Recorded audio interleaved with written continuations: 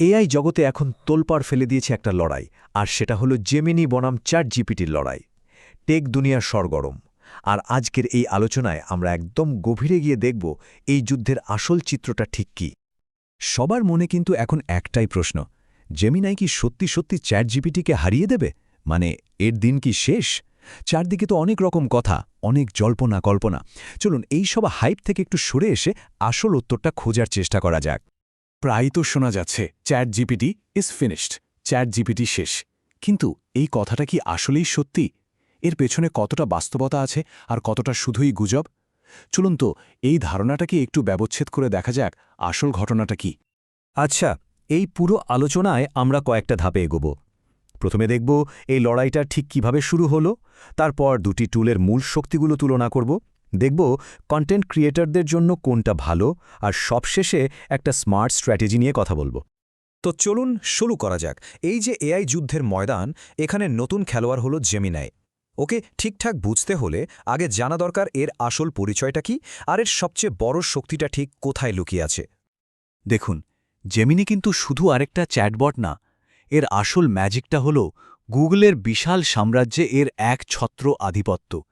মানে একবার ভাবুন তো, ইনবক্সের 10টা ইমেল এক ক্লিকে সামারি হয়ে যাচ্ছে, বা গুগল ডক্সের ভেতর থেকেই একটা প্রেজেন্টেশন তৈরি হয়ে যাচ্ছে। এটাই তো জেমিনির আসল ক্ষমতা, যাকে বলে হোম গ্রাউন্ড অ্যাডভান্টেজ। কিন্তু শুধু গুগলের সাথে কানেক্টেড থাকলেই কি সেরা হওয়া যায়? একদমই না, তাই না? একটা এআই টুল আসলে কতটা ভালো সেটা তো নির্ভর করে তার উত্তরের কোয়ালিটি, তার ক্রিয়েটিভিটি আর নির্ভরযোগ্যতার ওপর। আর আসল লড়াইটা কিন্তু ঠিক এই জায়গাগুলোতেই হচ্ছে। তাহলে চলুন এবার দুটো টুলকে একদম মুখোমুখি নিয়ে আসা যাক। প্রথমেই দেখি সাধারণ ব্যবহারের ক্ষেত্রে কে কতটা শক্তিশালী আর কার কাজের স্টাইলটা কেমন। দেখুন, দুজনের কাজের স্টাইল কিন্তু একেবারে আলাদা। চ্যাটজিপিটিকে বলা যেতে পারে একজন অভিজ্ঞ লেখক বা স্টোরি টেলারের মতো, যে কিনা যে কোনো জটিল বিষয়কে খুব সুন্দর করে গুছিয়ে ধাপে ধাপে বুঝিয়ে একটা পুরো লেখা তৈরি করে ফেলতে পারে।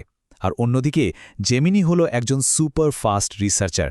ইন্টারনেটে লাইভ ডেটা ঘেটে চোখের পলকে একদম আপ টু ডেট ইনফরমেশন সামনে এনে হাজির করতে এর জুড়ি নেই। আচ্ছা, এবার একটা খুব নির্দিষ্ট দিকে ফোকাস করা যাক, যেটা অনেকের জন্যই খুব জরুরি। সেটা হলো কন্টেন্ট ক্রিয়েশন। ধরুন একটা ইউটিউব ভিডিওর স্ক্রিপ্ট লিখতে হবে। এক্ষেত্রে কে বেশি ভালো পারফর্ম করবে? একজন কন্টেন্ট ক্রিয়েটরের জন্য সবচেয়ে দরকারি জিনিসটা কি? গল্প বলার ক্ষমতা, তাই তো? আর ঠিক এই জায়গাটায় চ্যাটজিপিটি এখনও এক কথায় অসাধারণ। একটা গল্পের হুক কেমন হবে, তার ইমোশনাল টোন, তার স্ট্রাকচার, এই সব কিছু চ্যাটজিপিটি দারুণভাবে বোঝে। জেমিনাই তথ্য দিতে পারে, অবশ্যই পারে, কিন্তু সেই তথ্যের মধ্যে প্রাণ দেওয়া, মানে ওই শৈল্পিক ছোঁয়াটা, সেখানে কিন্তু এখনও কিছুটা পিছিয়ে আছে। সুতরাং ব্যাপারটা কিন্তু বেশ পরিষ্কার। যারা ক্রিয়েটিভ লেখালেখি করেন বা ধরুন স্ক্রিপ্ট লেখেন, তাদের জন্য এই মুহূর্তে চ্যাটজিপিটি নিঃসন্দেহে অনেক বেশি নির্ভরযোগ্য একজন পার্টনার। কিন্তু এআই এর দুনিয়া তো আর শুধু কন্টেন্ট ক্রিয়েশনে আটকে নেই, তাই না? চলুন এবার একটু অন্যদিকে নজর ফেরাই। যেমন ধরুন রিসার্চ আর কোডিংয়ের মতো প্রফেশনাল জগতে দেখা যাক সেখানে কার পাল্লাটা বেশি ভারী। রিসার্চের ক্ষেত্রেও দুজনের রাস্তাটা কিন্তু আলাদা। জেমিনাইকে বলা যায় ইন্টারনেটের লাইভ পালস, মানে এই মুহূর্তে দুনিয়ায় কি ঘটছে সেই খবরটা ওর চেয়ে ভালো আর কেউ দিতে পারে না। অন্যদিকে ধরুন অনেক বড় একটা রিপোর্ট বা অনেকগুলো নোট আছে, সেগুলোকে অ্যানালাইজ করে একটা গোছানো আউটপুট বানানোর ক্ষেত্রে চ্যাটজিপিটির কোনো তুলনাই হয় না।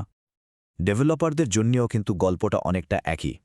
চ্যাটজিপিটি হলো একজন সার্বক্ষণিক কোডিং পার্টনারের মতো। কোড লেখা, কোডের ভুল ধরা, মানে ডিবাগিং, সব কিছুতেই সাহায্য করে। আর জেমিনাই, সে আবার গুগল ক্লাউড বা অ্যান্ড্রয়েড ডেভেলপমেন্টের মতো স্পেসিফিক ক্ষেত্রে দারুণ কিছু অ্যাডভান্টেজ দেয়, মানে আবারও সেই নিজস্ব ইকোসিস্টেমের শক্তি। তো আমরা বিভিন্ন দিক থেকে দুজনের শক্তি আর দুর্বলতাগুলো দেখলাম। এখন সময় হয়েছে একেবারে প্রথম প্রশ্নটায় ফিরে যাওয়ার আর একটা পরিষ্কার সিদ্ধান্তে আসার। তাহলে শেষ পর্যন্ত জিতছেটা কে? দেখুন, আসল সত্যিটা হলো এখানে কেউ কাউকে পুরোপুরি হারিয়ে দিচ্ছে না। এই যুদ্ধটা কে সেরা নিয়ে নয়, বরং কোন কাজের জন্য কে সেরা এইটা নিয়ে। একজন স্মার্ট ইউজার কিন্তু দুজনেরই শক্তিকে কাজে লাগায়। তাহলে আসল প্রশ্নটা হলো কোন কাজের জন্য কোন টুলটা বেছে নেওয়া উচিত।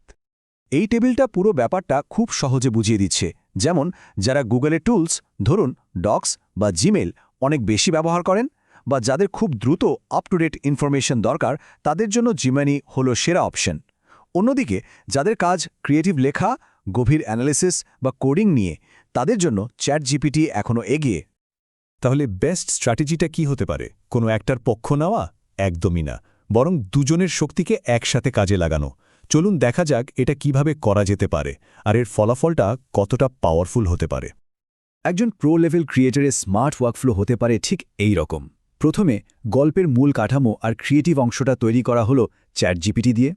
এরপর সেই তথ্যের ফ্যাক্ট চেকিং আর লেটেস্ট ডেটা যোগ করার জন্য ব্যবহার করা হলো জেমিনিকে।